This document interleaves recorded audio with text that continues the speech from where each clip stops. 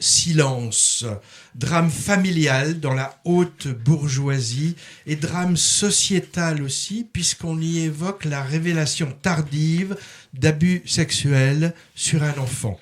On suit une enquête policière et judiciaire, car un jeune adulte, ayant quitté le nid depuis un moment, souhaite porter plainte contre son père avec le soutien de sa grande sœur.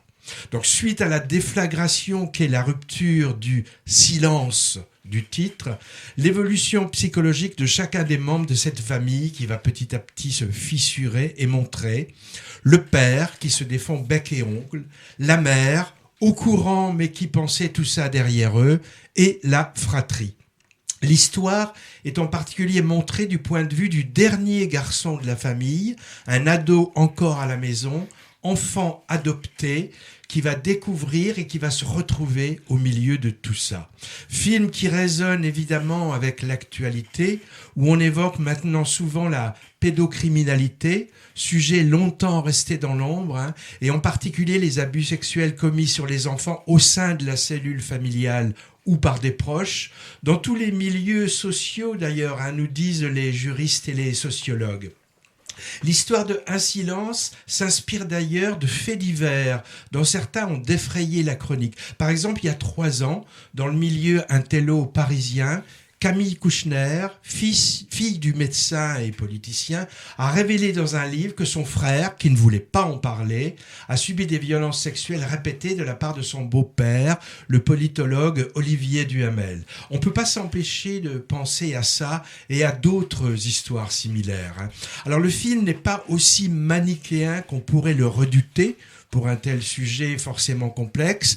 On y évoque par exemple des thérapies pour soigner les instincts pédophiles, les dégâts du silence sur les personnages autres que la victime. Par exemple, ceux qui se sont tus ou ceux qui découvrent les faits. On y montre aussi le rôle ambigu des médias. Et avec un sujet comme ça, Chabrol aurait été sans doute plus radical et méchant pour traiter cette histoire située dans un milieu bourgeois. Le réalisateur a volontairement évité de montrer le côté glauque du sujet, maintenant la caméra à bonne distance pour quelques scènes dérangeantes. C'était pas le cas par exemple dans Le Consentement récent qui abordait un thème proche, tiré du réel aussi, mais traité bien différemment. Le réalisateur en question, c'est le Belge Joachim Lafosse. C'est le 10e long métrage. Il s'intéresse souvent au dysfonctionnement familial. Son précédent film, c'était Les Intranquilles. Il auscultait les conséquences de la bipolarité au sein d'un couple. Le rôle du père, peu sympathique et assez retors, car il a pour circonstance aggravante d'être avocat dans des affaires pédocriminelles, justement, est interprété tout en nuance et détermination à la fois par Daniel Auteuil. Rôle pas facile, évidemment, et qui a, paraît-il, effrayé plusieurs comédiens.